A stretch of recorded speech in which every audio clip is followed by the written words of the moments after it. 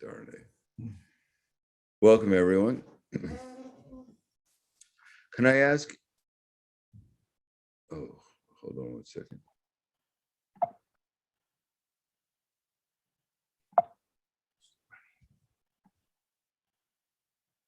How many of our audience have read or the Bhagavad-gita?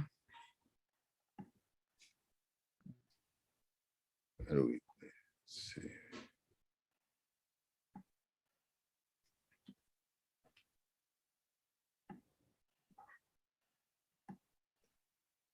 How do we?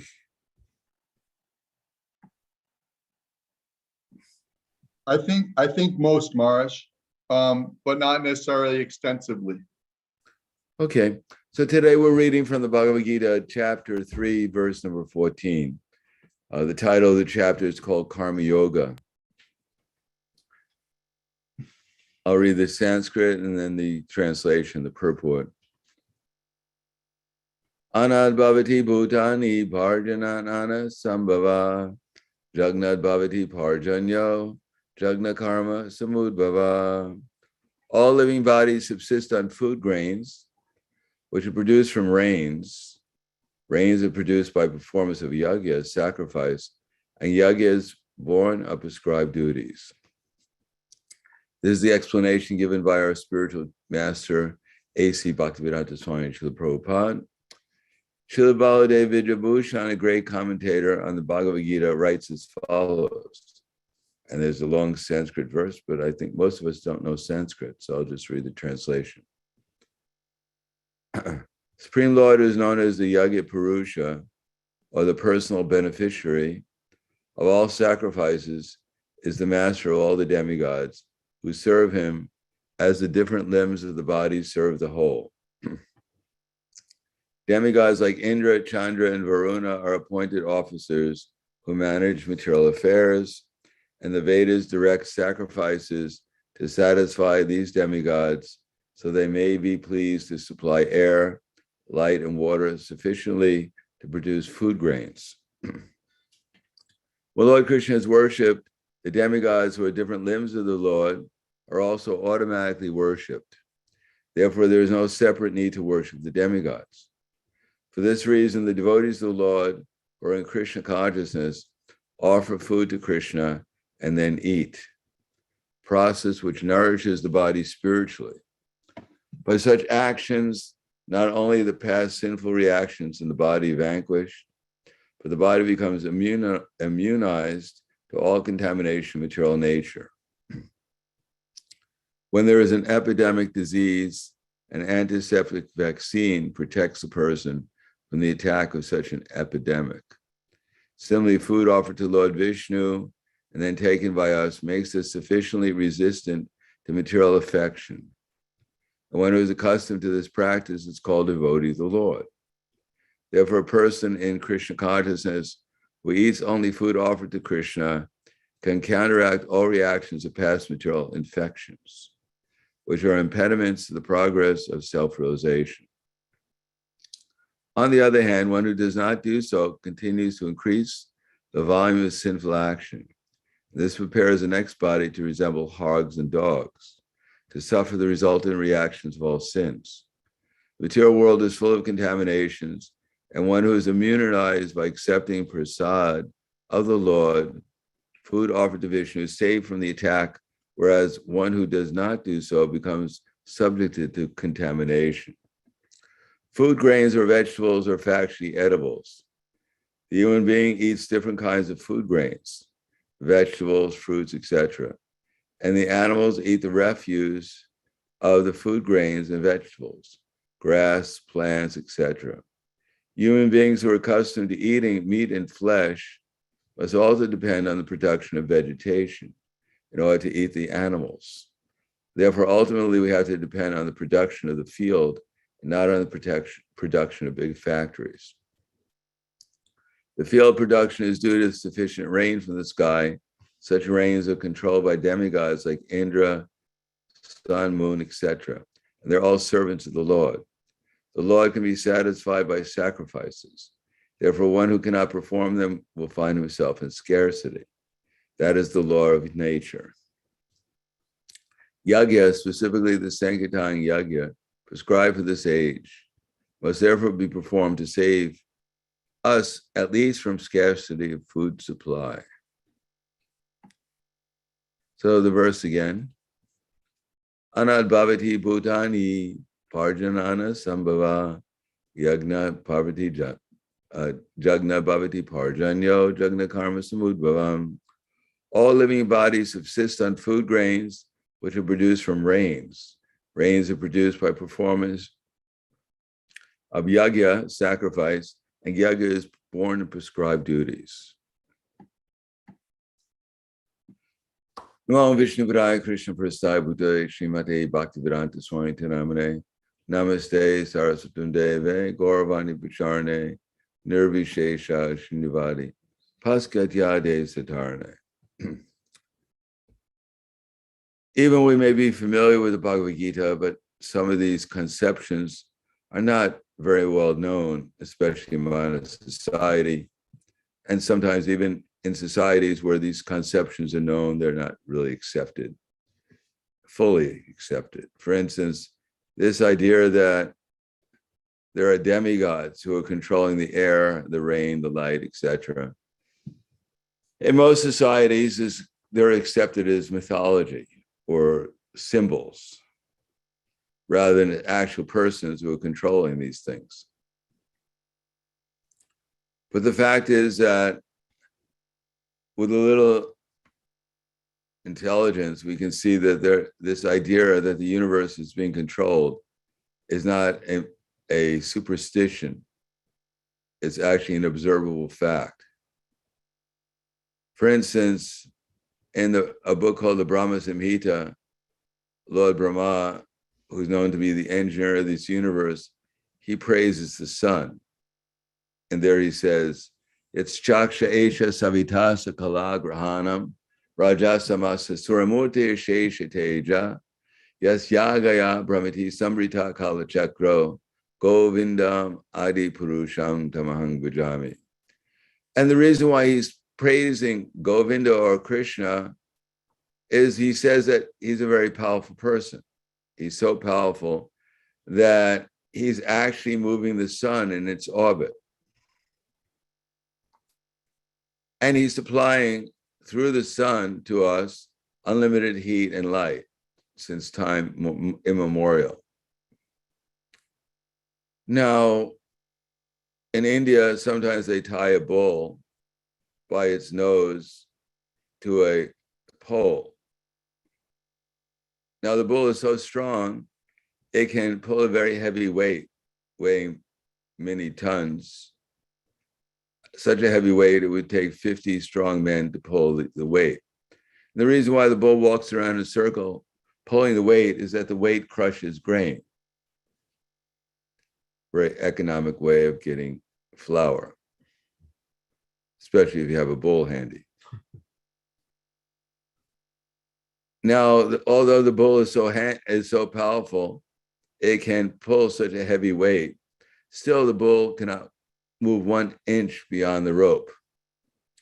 Similarly, the sun, which is obviously rising at a specific time in the sky, and the sun, which is setting at a specific time in the sky, is infinitely greater than the Earth planet, because at every moment it's said that the sun is giving off more heat and light than the entire human society has used since its known existence. Still, if the sun moved just a little bit closer to the Earth, everything on the Earth would just literally fry and burn up. And if the sun moved a little further away from the Earth, everything would literally freeze. But in spite of the fact that the sun is so powerful and moving supposedly so fast, still it doesn't move 1 inch beyond its orbit. And it rises exactly at a certain time every day and sets a certain time every day. Therefore, Lord Brahma praises Govinda that he's created such a wonderful machine called the sun that it moves exactly in an orbit. Now, we ourselves, we may have a watch and we measure time by that watch, but that time we're measuring is actually just the movement of the sun. So if a scientist could build a watch, or a group of scientists can build a watch that measures the movement of the sun to some degree of precisity,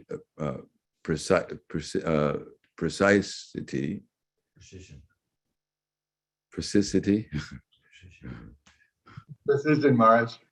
but precision, yes, precision.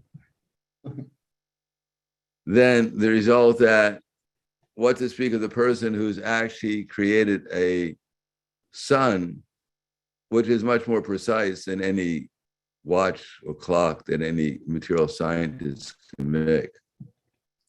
So with a little intelligence, we have to understand that there is a supremely intelligent person who's created this universe that we're living in, and that supremely intelligent person with such powers to create the sun doesn't have to be any one of us.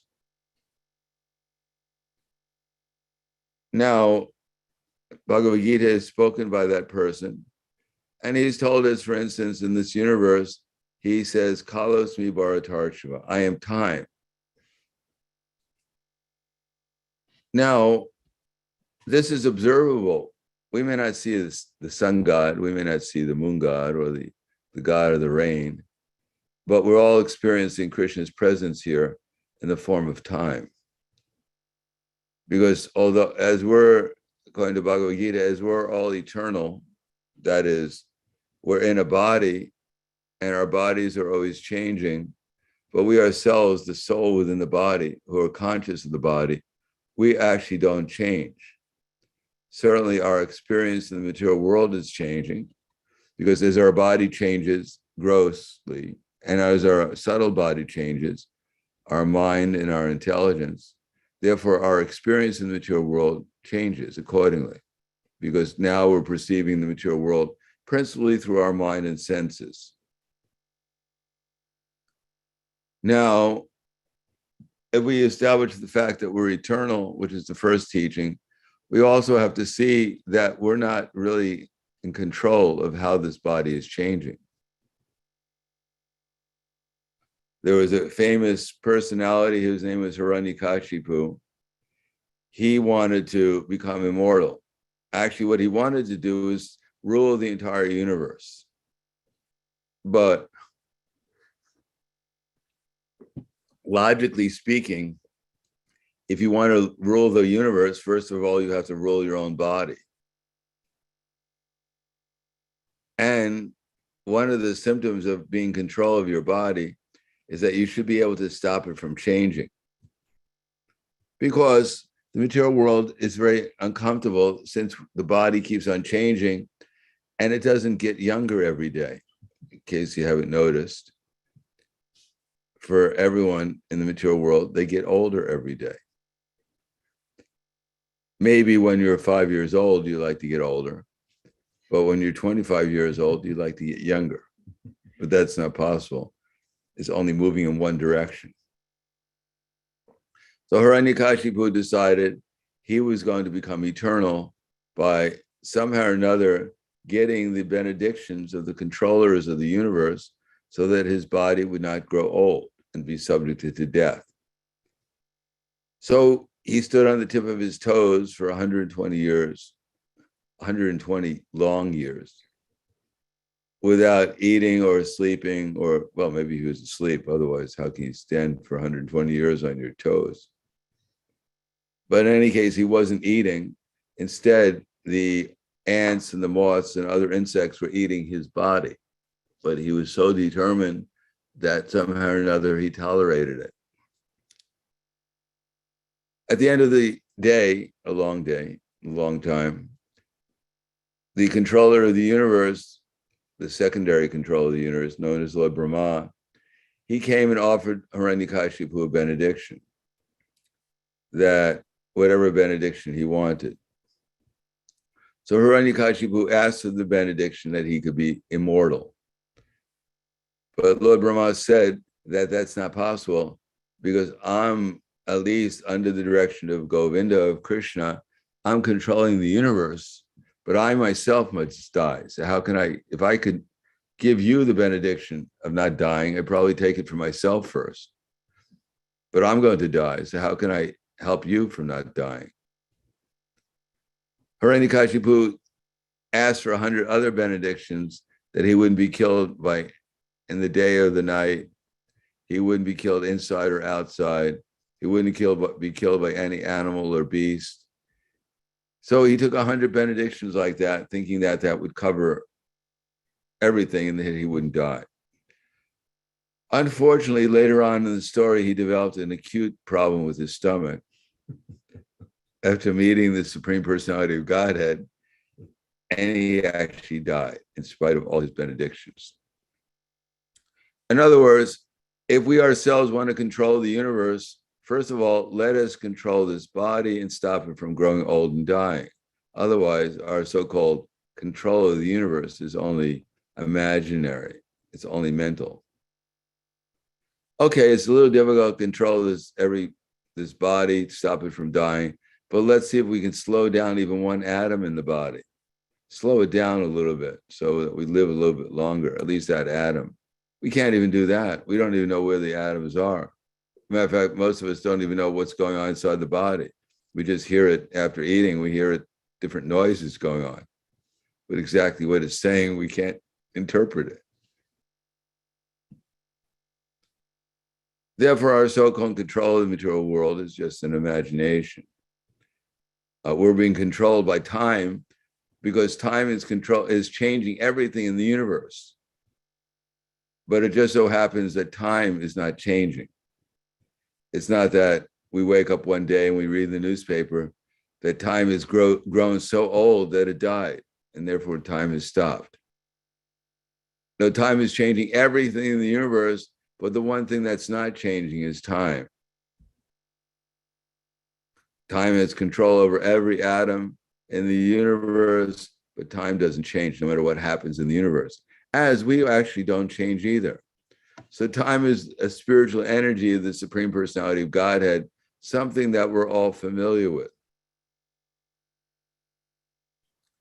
Now, if we accept the fact that we're eternal and that there's an eternal energy called time, we also have to accept that God is also controlling not only our bodies, but he's also controlling things like the air and the light and the wind and all kinds of different energies in the material universe. They're all under the function of time, which is controlling everything, which is ultimately controlling us and the different planetary systems, etc. Now, the idea that there could be intelligent persons who are being controlled by Krishna is not such a difficult idea to accept, since we ourselves are controlled by time, but apparently we have more power, for instance, to control the ants in our room. That to the ants we're demigod. Because one ant may tell another that, I saw this huge creature, I can't even describe how big he was. I couldn't believe it. And the other ant said, oh, maybe you're just imagining. Maybe you're telling me some mythology about something that you saw. No, I saw that huge person. It was so big, he could step on 1,000 of us at the same time. Nah, come on, you're just exaggerating. You're imagining. There's no such person. No, he's controlling the sugar. I saw it. He's controlling the sugar. He's controlling the food. He's controlling everything. He's all powerful here. Maybe you should worship him, bow down before him, and then he won't bother us. He'll supply all the necessities of life that we have here. So for an ant, we're a demigod. And there are other persons in this universe that for us, they're demigods. There are souls in material bodies, but they have material bodies more powerful than we have. Now here it says that they're not independent in this particular verse, that the supply of air, the supply of rain, the supply of all the necessities of life, that they're in control of, they are not handing them out whimsically, but we ourselves have our part to play in order to receive the necessities of life. Now, presently in human society, people don't believe in such persons. It's like, for instance, if we decided that we don't believe in the electric company, that they're very inconvenient, that somehow or another the electric lights in our house are eternal, or they came about by accident. The water just so happens, it always comes out of a faucet. And that when we receive a bill in the mail telling us to pay for the light bill, we think that this person is just an imagination. It's a fictitious. Someone just sent me this out of a joke that I should pay an electric bill, because we don't believe in the electric company. We think it's all part of the natural workings of the universe that come about by accident. So we don't pay the electric bill, we don't pay the water bill, we don't pay the gas bill, we don't pay the rent, we don't pay anything, because we don't believe in the people, because we don't see them. And how can anyone be a better controller than we are? I just, because of my controlling power, I turn the tap and naturally water will come out because I'm all powerful. And then one day the water doesn't come out. And the light goes out. And the heat goes out. And we think, what happened? This is not possible. And then we may inquire from our friend and tell us we didn't, we may call up, there's a number on the bill, we call up and say, what's going on? And they tell us, well, for you, we're demigods. You don't pay the bill, we don't give you heat, we don't give you light, we don't give you water, we turn everything off. And if you don't like it, too bad. That's the way things work around here. So similarly, we have this conception in modern society that the supply of rain and air and water and everything else is just by accident. That in the beginning there was nothing. And that nothing became bored. Because after all, if you're nothing, there's not much to do. If you're nothing, you have no qualifications. So obviously you can't get a good job. And nothing was nothing for a long, long time. But everyone has a mother, so mother nothing told son nothing, why don't you make something out of yourself? It's embarrassing. All my nothing friends who are good for nothing also. They told me, they asked me, what does my son do? And I say, he does nothing. So I'm embarrassed. So please make something out of yourself. So nothing tried very hard. And somehow or another, he discovered how he can become something. So he made something out of himself, a little bit of gas. And Mother Nothing said that this is embarrassing. That's all you can do. Make some gas. Anyone can make gas. People are making gas all the time. You should do something more than that.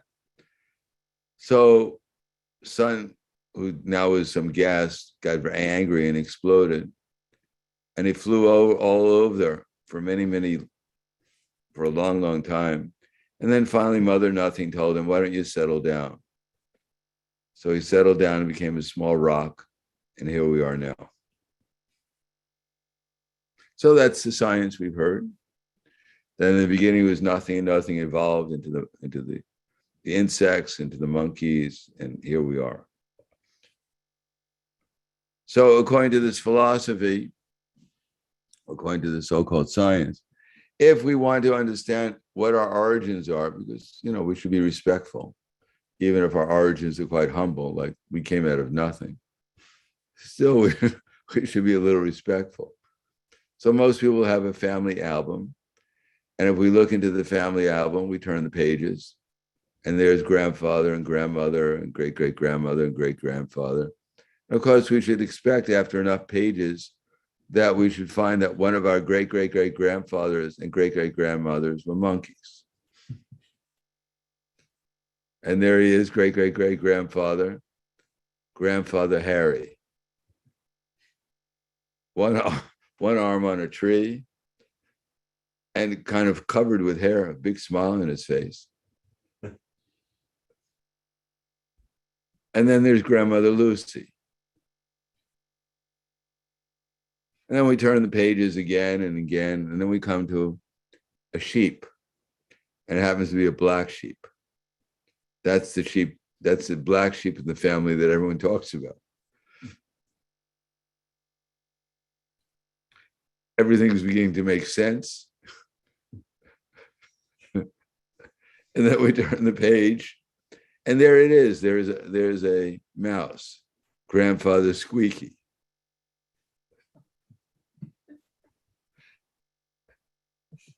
As I said, we come all from humble beginnings. And finally, we come almost to the end, we come to a rock.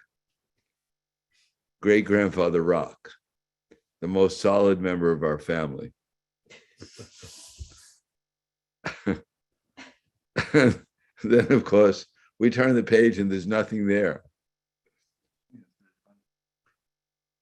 That's our most illustrious ancestor, Grandfather Nothing, who barely made anything out of himself. But we worship him anyhow, because after all, you have to feel sorry for someone who has no eyes, no ears, no mouth. Literally, he's nothing. So you have to worship him just to make him feel better. Because it's hard to be nothing.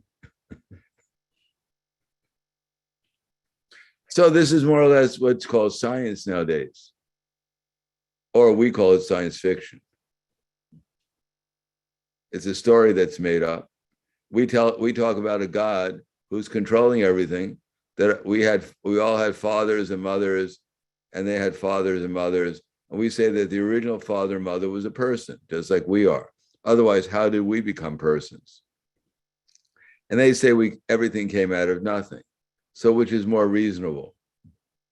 That out of nothing persons and everything else came?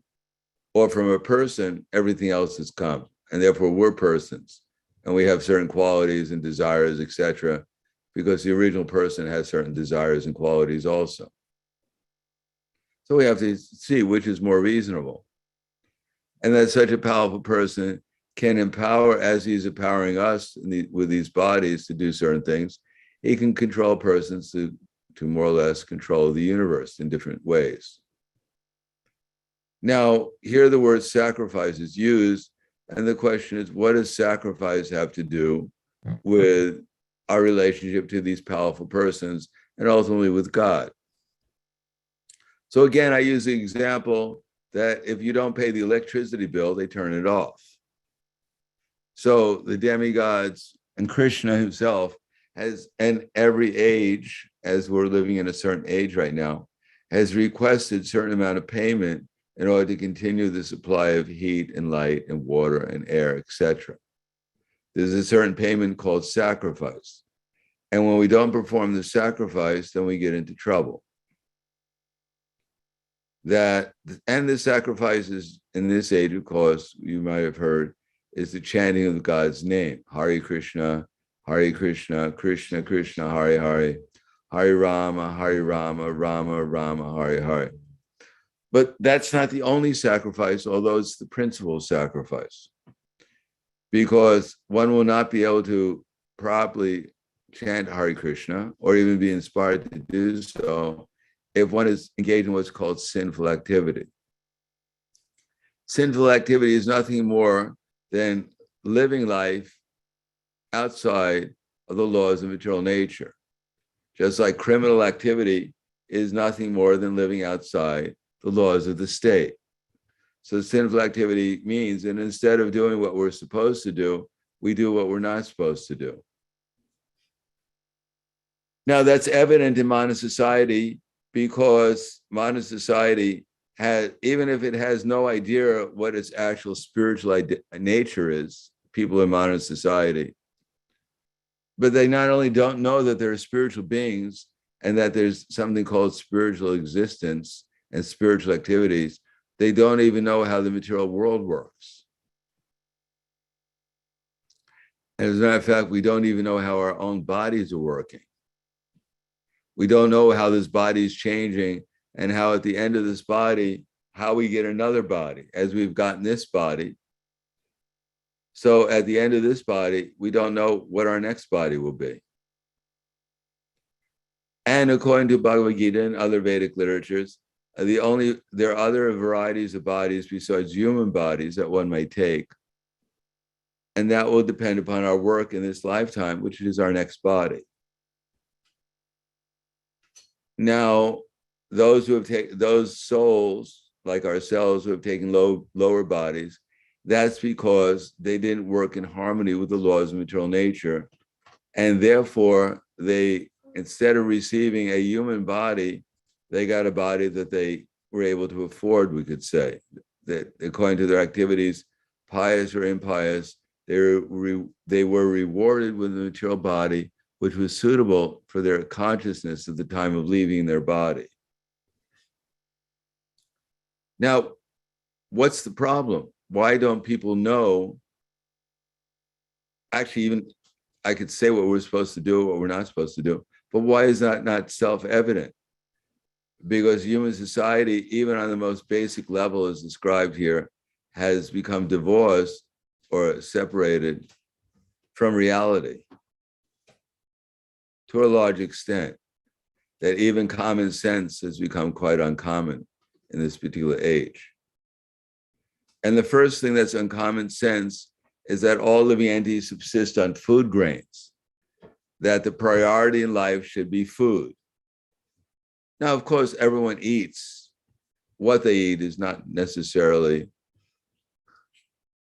examined very carefully. As a matter of fact, if you go to a grocery store and buy something like potato chips, then you'd have to be a chemist to figure out what's actually the ingredients. And even a chemist would probably have to go on Google to find out exactly what the different chemicals in the potato chips are. So even the food that we're eating, we have this basic faith, hopefully, or perhaps we have this faith that we can eat anything and whatever happens, it's all right because the medical industry will cure it. If they can't cure it, they'll destroy it and cut it out and replace it with something plastic.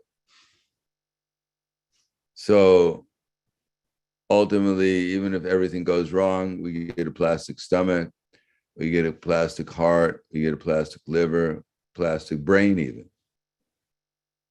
But that will last longer than these temporary brains and hearts and livers that we have. And of course, they'll be replaceable. So every 5 years, you can upgrade your brain. You can get a 2023 brain. So this is the idea of modern society, that we can keep on upgrading ourselves somehow or another. We don't have to worry about how we eat, how we sleep, how we have sex, or even the anxieties that we're subjected to, because everything will be all right, because there will be a vaccine or a cure for everything. Unfortunately, that's not exactly how things are working, as you might have noticed. That the material scientists, although they claim to be quite powerful and intelligent and perceptive how everything's working, they themselves can't prevent their own selves from dying. As a matter of fact, the two occupations in America, the two professions that have the shortest life expectancy, the number one is the medical professionals. So they can't save themselves, what to speak of anyone else. Now, what is the real problem with food? The fact is we don't know what we're supposed to be eating or how to eat. Matter of fact, most people don't. Not only they don't know what to eat, they don't even know how to eat. We observe that people walk down the street and they eat their lunch as they're talking to their friends walking down the street, and they're not even aware of exactly what they're eating because they're too much involved in conversation. and they don't chew their food, they swallow it. And they hope that somehow or another, the stomach has developed teeth by evolution, knowing that modern people don't chew their food. So the survival of the fittest, only people who have teeth in their stomach can survive. Unfortunately, most people don't have teeth in their stomach unless unless they swallow their dentures or something. In any case, the only way we can actually digest food is by chewing it. And generally speaking, human beings can only choose certain types of food that will actually be digestible in the long run. According to Ayurveda, that which we can digest is called food. That which we can't digest is called poison. And that which helps us digest food is called medicine. So digestion is a very important part. And there are certain foods which are easily digested and other foods which are not so easily digested. Modern society, food is not even, well, it's grown using insecticides and pesticides, herbicides, and as I sometimes say, even people-cides. So food is grown like that, and we eat it and expect it to be healthy. That all the poor insects and the animals that get near it, they die. And even the plants sometimes die. But we expect that we're going to be an exception, that somehow or another, we're nice people, so these chemicals don't affect us. But then when they wonder, where did all this heart disease and cancer, autoimmune diseases come from? Is it all just the same thing as the origin of the universe, all by accident? Or perhaps there's some other cause behind it. So according to the philosophy of Bhagavad-gita, there is a way of living in the material world which is simple and natural. That there's a reason why the air is contaminated, because some of you living in New York, where at least when I grew up in New York City, in Brooklyn, and even at that time, they say breathing the air in New York is equivalent to smoking 2 packs of cigarettes. So how did this happen? Did it happen by accident? Did Mr. Nothing just create some air pollution in New York because he had nothing else to do? Or maybe it's coming from industry. There's a good chance that it's coming out of the factories. But why do we have factories? Generally, the factories produce things. And what are they producing? In the field of, for instance, food. One thing they produce is things like tractors or electronic instruments to run the tractors or instruments to build the boats that bring over the resources to build the tractors, or the oil that runs the tractors, or the resources that build the factories to build the tractors, et cetera, et cetera. So when we have industry to produce tractors, but why do we need tractors? Because McDonald's hamburgers has to be supplied. Otherwise, how can we eat? In other words, we kill the animals and therefore they don't plow the land anymore or fertilize it. So we need a tractor and artificial fertilizer, so we can eat the cow and the bull. Otherwise, we wouldn't have anything to eat if we didn't have tractors and all this farm machinery and all these factories that build them and all the armies that are necessary so we can get donations from other countries, willingly or unwillingly, to supply us with resources so that we can build the tractors and the factories and the artificial fertilizer. We can harvest the food, transport it by trucks so that the food, the grains and everything can be manufactured into something that looks like food. For instance, not everything that looks like food is actually food. The scientist once did an experiment to find out what was the nutritional value of shredded wheat. I'm sure you've heard of shredded wheat. Favorite breakfast cereal. So they took a box of shredded wheat and fed it to rats to see what the nutritional value is. But luckily, the rats were more intelligent, so they ate the box and left the wheat, because it would determine that there was more nutrition in the box than there was in the shredded wheat. So not everything that looks like food is actually nutritional or actually acts as food.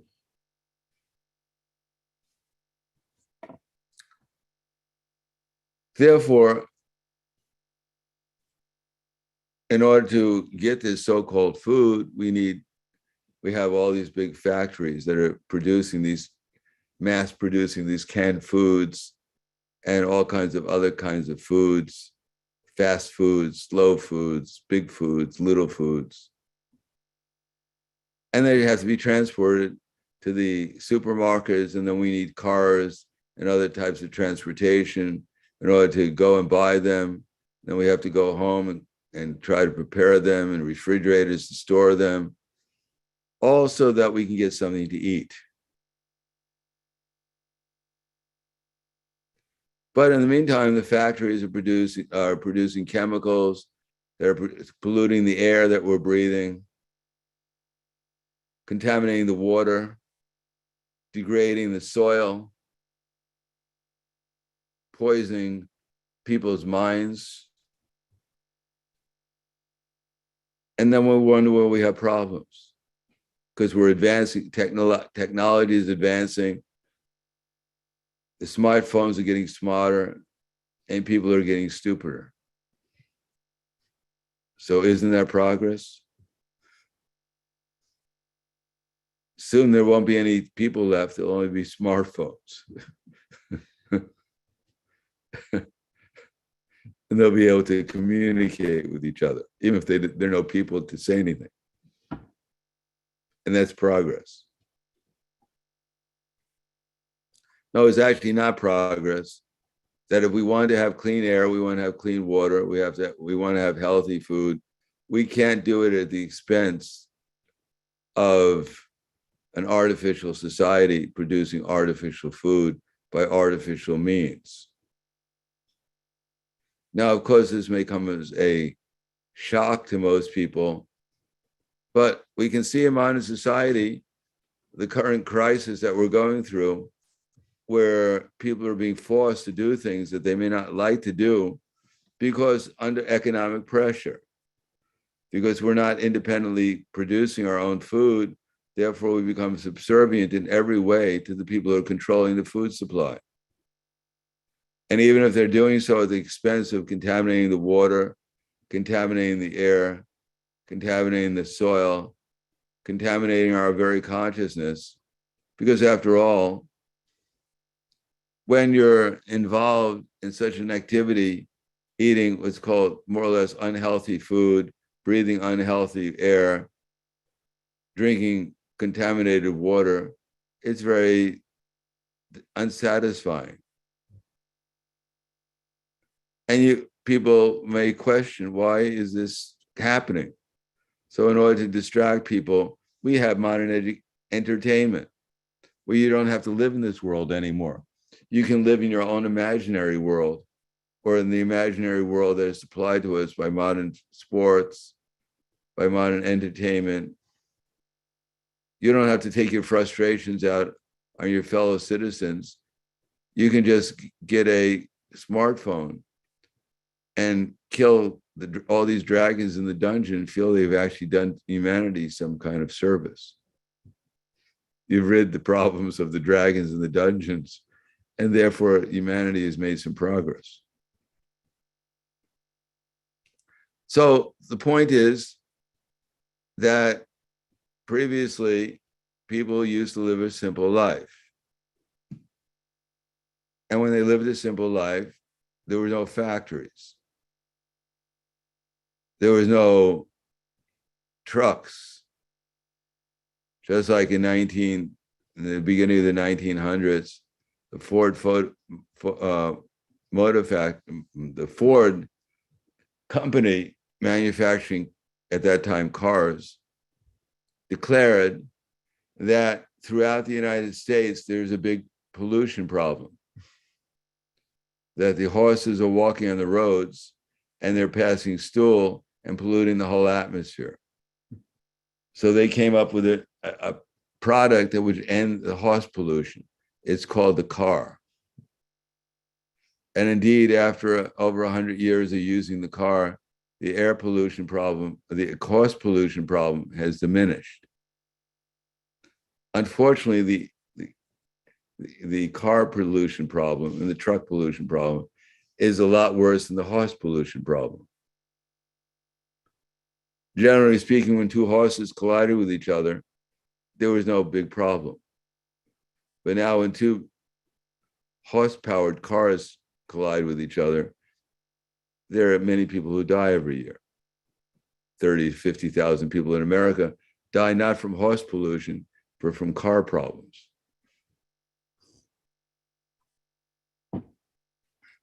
So people are working hard and they're proud of their income.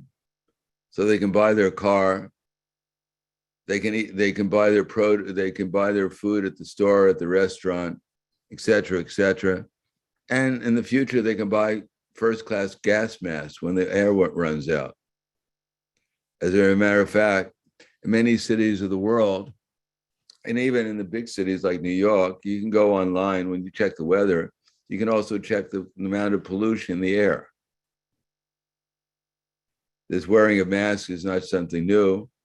When I was in Bangkok, not Bangkok, also Bangkok, but when I was in the Philippines in Manila, the air pollution was so much problematic that if you took a trip on the road and when you came back, I had experienced that devotees would cough up big balls of black things from just breathing the air there.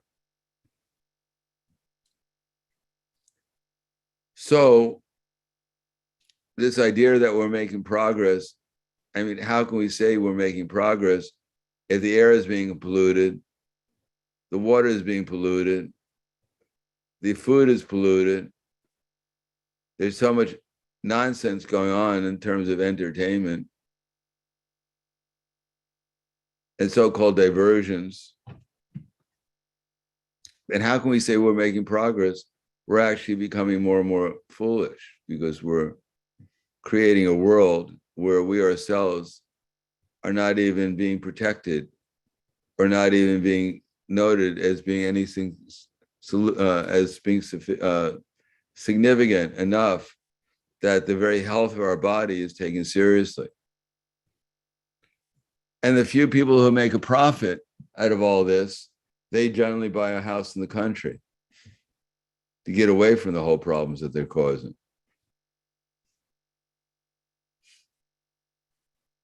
Or they buy a penthouse on the 120th floor where there's some fresh air. So the point is that the style of life of simple living, protecting the animals, plowing the land, growing healthy food, fresh air, fresh water, etc., is not just some kind of sentimental or barbaric, primitive idea. It's actually the healthy alternative to a society which is actually degrading itself and causing more harm. After breathing all this contaminated air and eating the contaminated food and drinking the contaminated water, then they get sick and they go to a hospital where they claim that actually what you eat, what you breathe, what you drink has nothing to do with your health.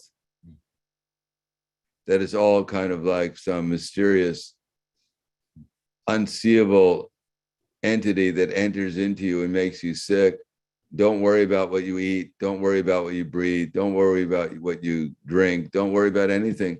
Just go on and kill that virus and everything else in your body. You'll be happy and healthy.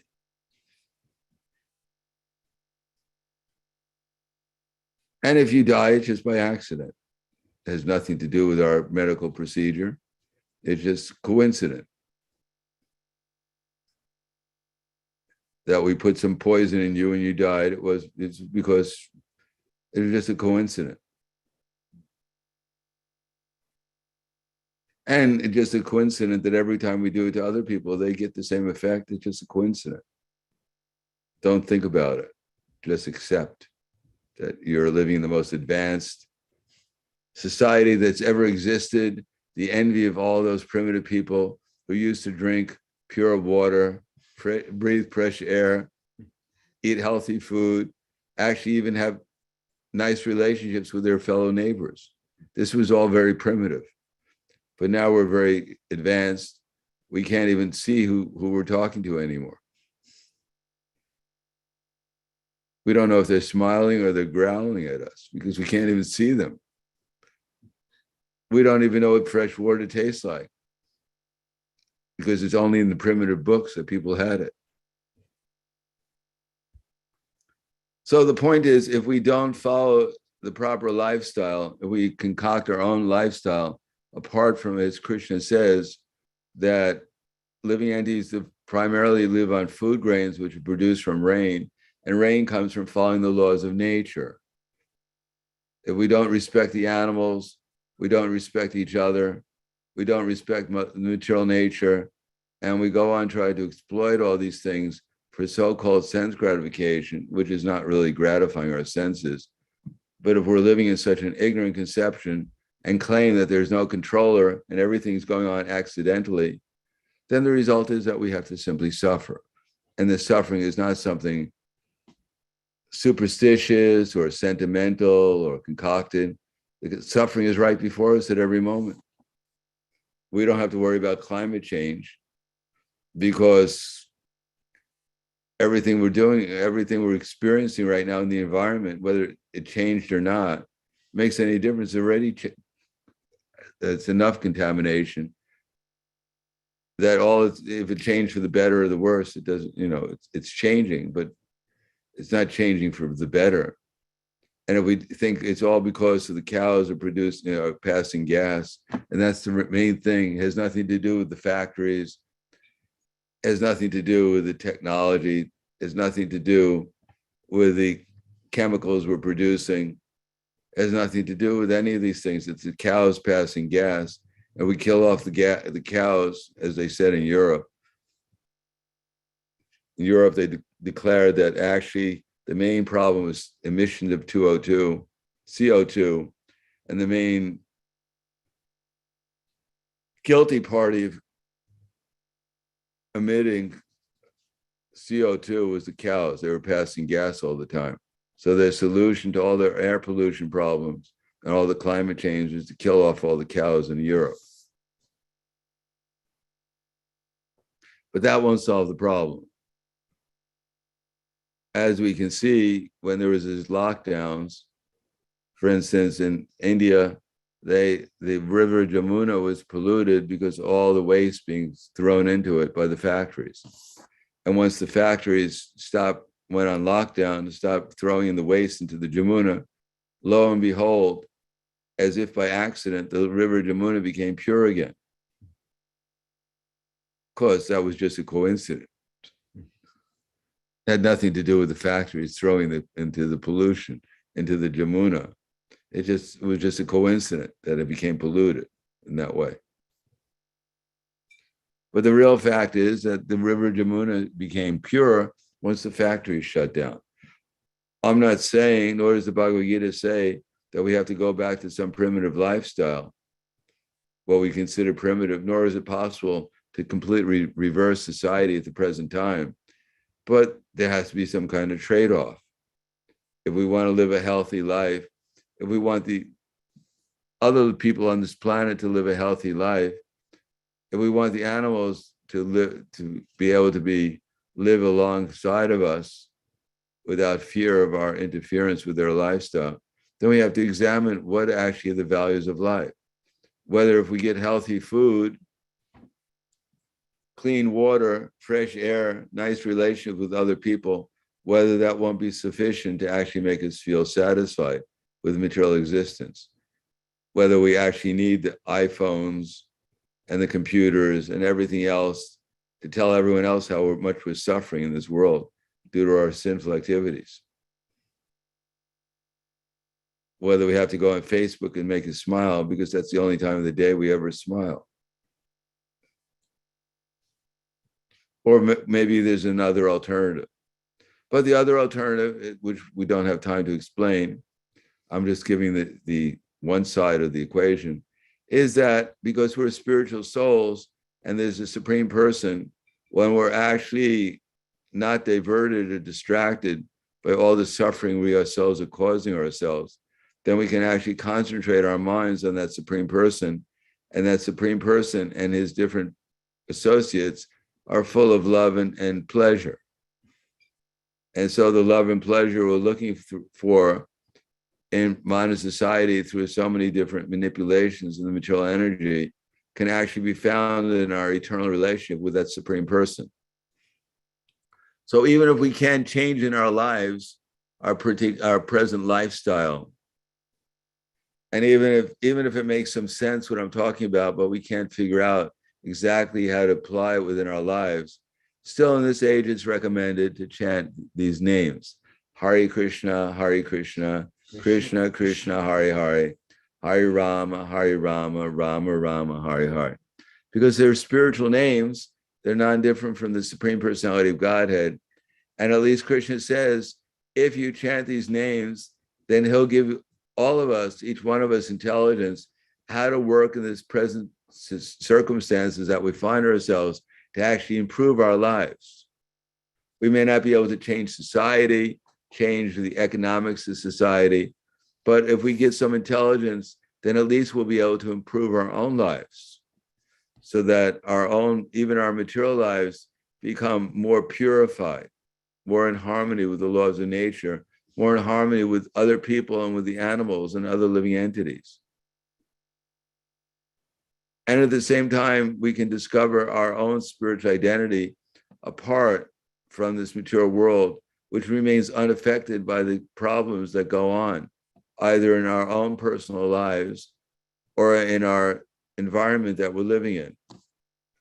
Even if we can't change the way the other people are living in the world and therefore affecting it, but we can change our own lives and we can change our reaction to things so that we can actually feel happiness and satisfaction within ourselves by concentrating on the Supreme rather than concentrating on all the problems that are going on outside that we can't even change or affect. So this is what Bhagavad-gita teaches us, some of the things, how the material world works in relationship to the Supreme Person and his agents, and what part we should play in the arrangements of the universe, and what parts we can play under our present circumstances to improve both our material life and to awaken our spiritual life. So although there are things that are going on which are not very pleasant, but these things are actually arranged by the Supreme Personality of Godhead as reactions to people's misusing the opportunities that Krishna is giving them, and therefore creating the problems themselves.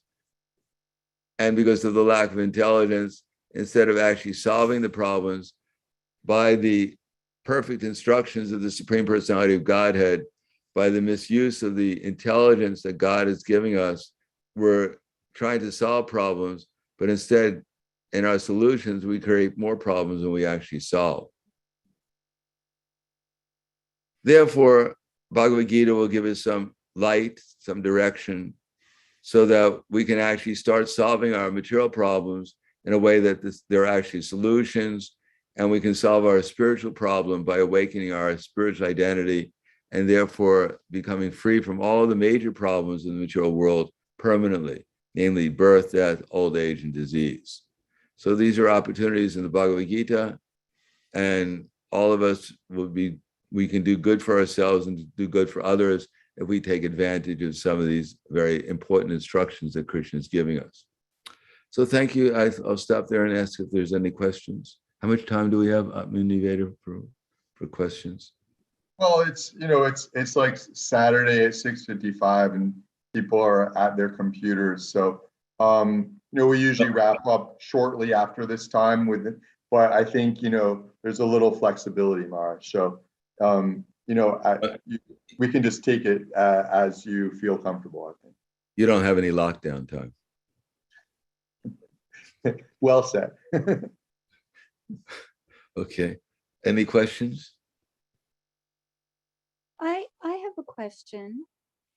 Yes. Earlier, you were talking about how we age, and I can certainly vouch for that.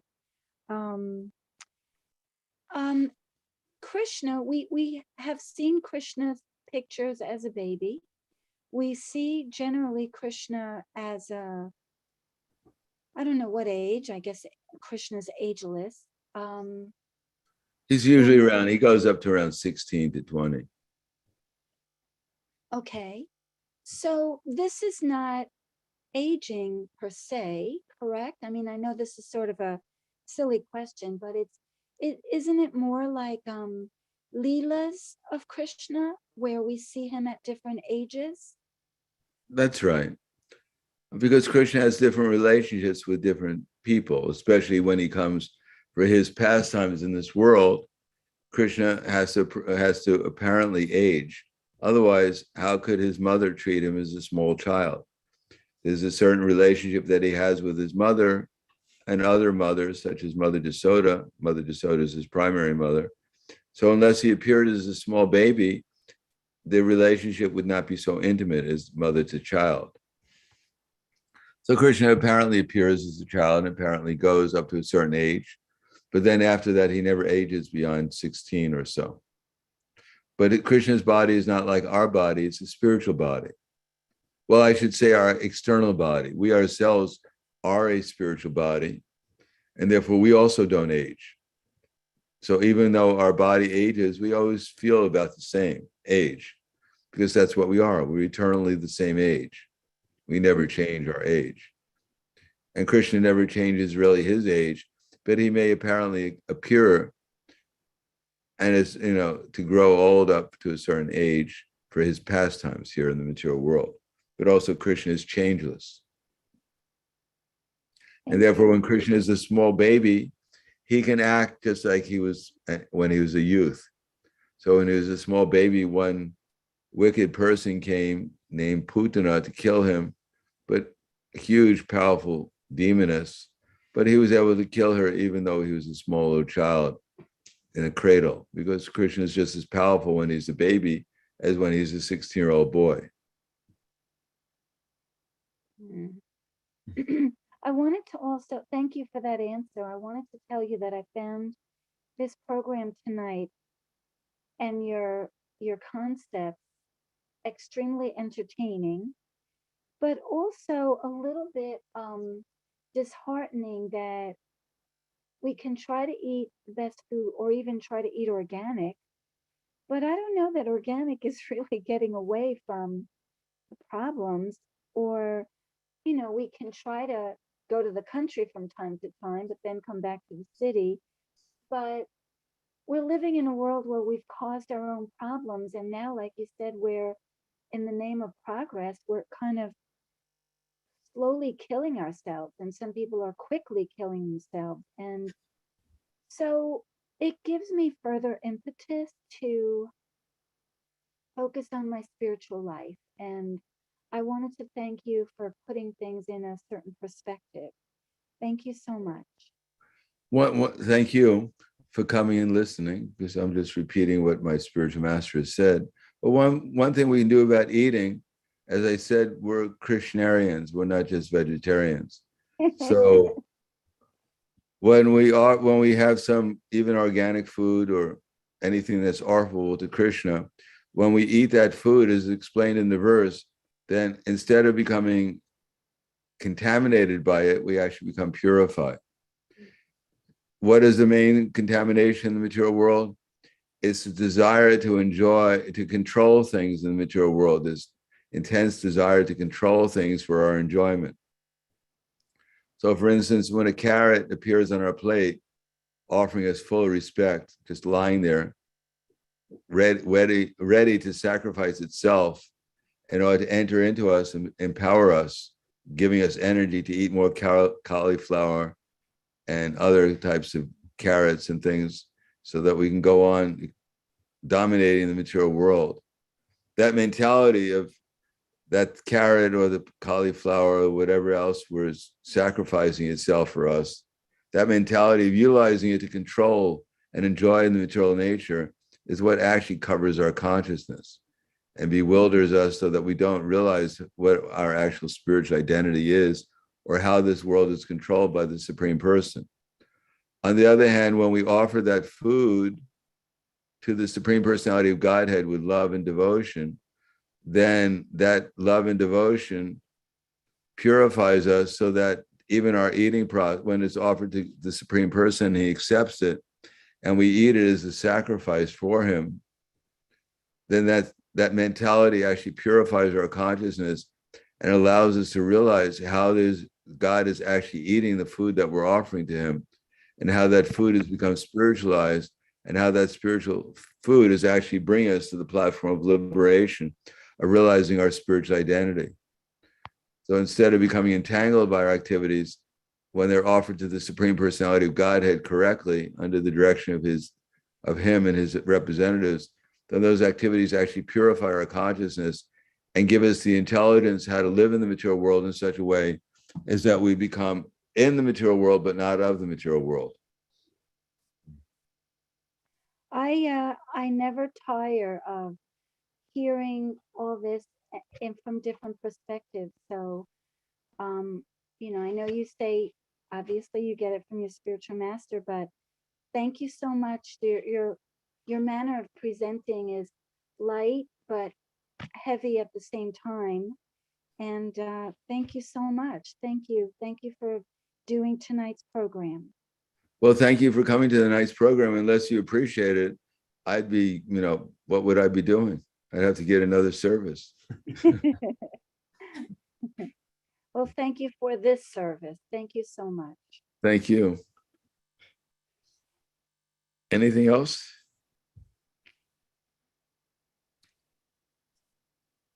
Sasha, you must have a question. Yes, you. This is a good time for you to ask questions, Sasha.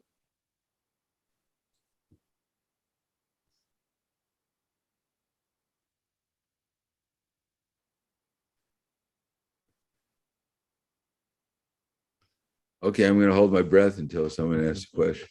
Uh-oh, let me think of something. If I turn blue, it's not because I'm becoming Krishna. So I just want to add that, like, the picture that you painted tonight, there is no way out, really, unless we devote ourselves to our maker, our creator, our God. There's just no other way out of this craziness. We're just digging our hole deeper and deeper and deeper. Isn't that a fact? We understood the lecture perfectly. You can give the next lecture now. Yeah, I mean, Evader. Well, Maharaj, I mean, on that point, I mean, from the person's point of view, that doesn't include in their perception of life or the meaning of life, that God is there and that God and spirit and people as being ultimately eternal. For people's perception of life, reality does not include that. Then even without your realistic, albeit funny, description of how people are making matters worse rather than better within this world, and how you show how all the dots, how you're connecting all the dots.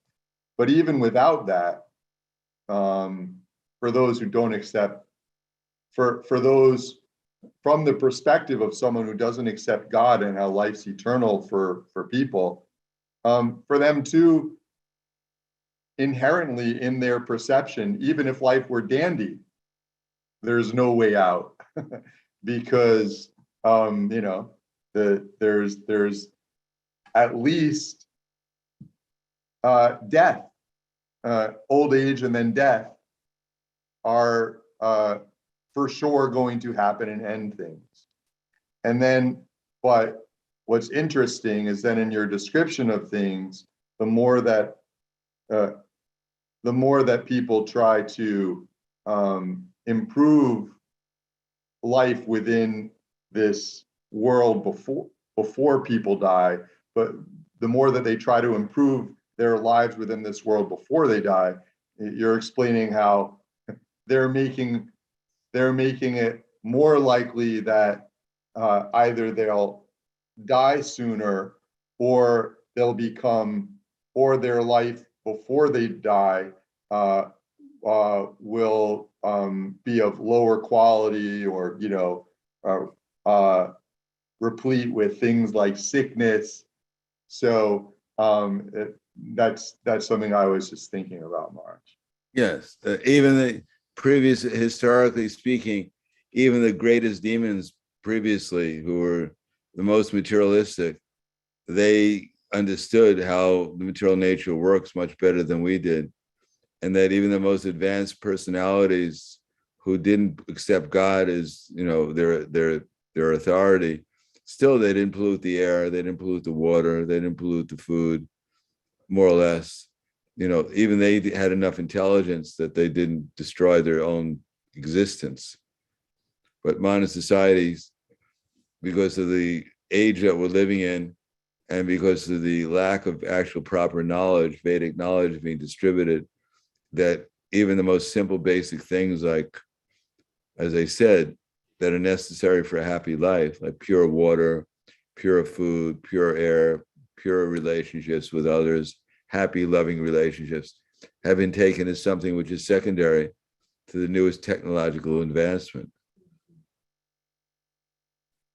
So Marge, so how would you how do you reconcile then those persons who, at least at some level, certainly at least at a level in which they could acknowledge in their communications that life is eternal and that God exists?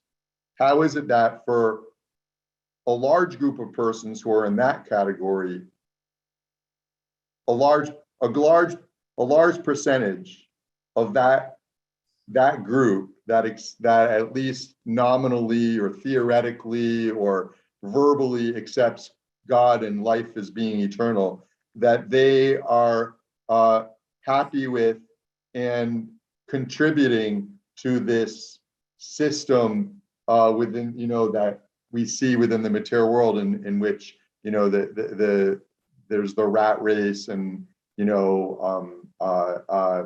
factories are dominating, and pollution, in order to increase sense gratification, the earth is being more and more destroyed, and there's pollution and everything like what you're saying. How is it that people who are espousing the idea of life being eternal and God existing are also embracing that destructive way of life? Well, because there's a little bit of happiness through, especially they produce toys we can play around with, and ultimately the ultimate goal or the ultimate happiness in the material world is sex life. So there's some opportunities for sex life in the material world nowadays. As a matter of fact, it's become quite cheap, and therefore people think, well, this is pretty good. Just like one time Prabhupada was going to his doctor's appointment in Los Angeles, and on the way back, he passed by a movie theater. And the movie theater, the title of the movie was, "Is There Sex After Death?" And so when Prabhupada came back and gave the lecture to the devotees who were generally going out and distributing his literature and telling people about Krishna consciousness, he mentioned to them that he had saw the title of a movie called "Is There Sex After Death?" So he mentioned to the devotees that you should go out and tell people that they shouldn't worry, that there is sex after death in 8,400,000 species of life, that they won't be devoid of that opportunity.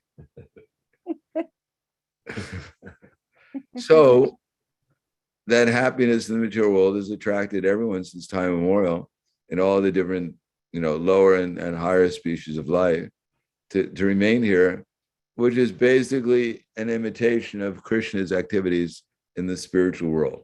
We've come here to put on a drama where we're the center of attention.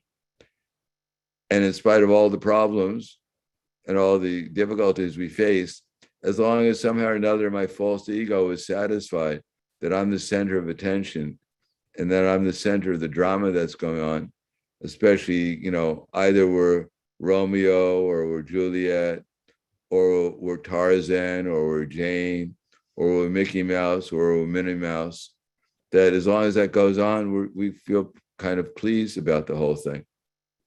And that today I may be Mickey Mouse and tomorrow I may be Tarzan. And the next day I may be Romeo if I just work hard enough, or Jane or Mickey Mouse or Minnie Mouse, whatever. So that's our hope.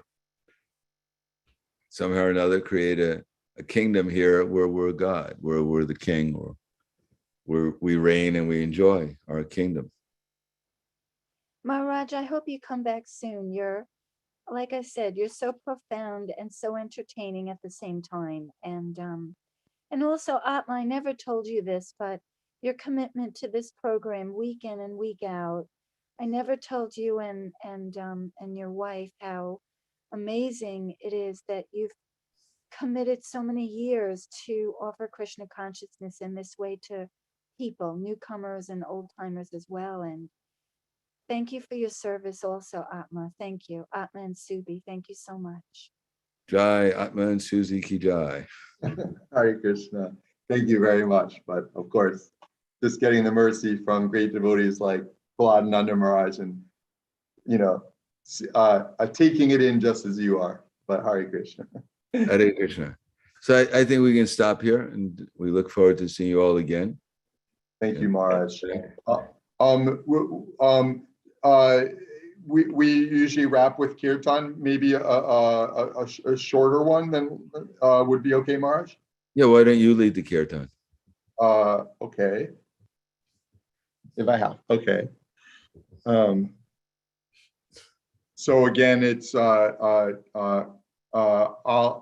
after each time I chant Hare Krishna mantra, Hare Krishna, Krishna Krishna, Hare Hare, Hare Rama, Rama Rama, Hare Hare. Then the second time, people who are here, you can chant along while you're muted, or you can listen if you prefer. And you're good. Hare Krishna,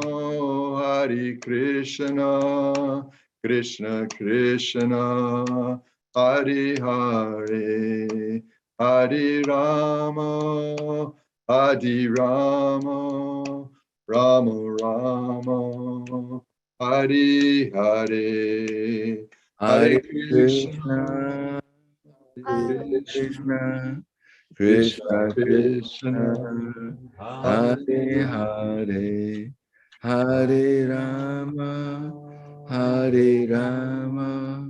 Rama Rama, Hare Hare. Hare Krishna, Krishna Krishna, Hare Hare, Hare Rama, Rama Rama, Hare Hare. Hare Krishna, Krishna, Krishna Krishna, Hare Hare, Hare Rama, Rama Rama, Hare Hare. Hare Krishna, Krishna Krishna, Hare Hare, Hare Rama, Rama Rama, Hare Hare. Hare Krishna, Krishna Krishna Hare Hare, Hare Ram, Ram Ram, Hare Hare.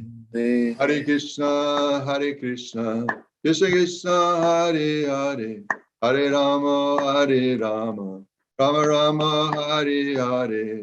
Hare Krishna, Krishna Krishna, Hare Hare, Hare Ram, Ram Ram, Hare Hare. Hare Krishna, Krishna Krishna, Hare Hare, Hare Rama, Rama Rama, Hare Hare. Hare Krishna, Krishna Krishna, Hare Hare, Hare Ram, Ram Ram, Hare Hare. Hare Krishna, Krishna Krishna, Hare Hare, Hare Rama, Rama Rama, Hare Hare. Hare Krishna, Krishna Krishna, Hare Hare, Hare Ram, Ram Rama, Hare Hare. Hare Krishna, Krishna Krishna, Hare Hare, Hare Rama, Rama Rama, Hare Hare. Hare Krishna, Krishna Krishna, Hare Hare, Hare Ram, Ram Ram, Hare Hare. Hare Krishna, Krishna Krishna, Hare Hare, Hare Rama, Rama Rama, Hare Hare. Hare Krishna, Krishna Krishna, Hare Hare, Hare Ram, Ram Ram, Hare Hare. Hare Krishna, Krishna Krishna, Hare Hare, Hare Rama, Rama Rama, Hare Hare. Hare Krishna, Krishna Krishna, Hare Hare, Hare Ram, Ram Ram, Hare Hare. Hare Krishna, Krishna Krishna, Hare Hare, Hare Rama, Rama Rama, Hare Hare. Hare Krishna, Krishna Krishna, Hare Hare, Hare Rama, Rama Rama, Hare Hare.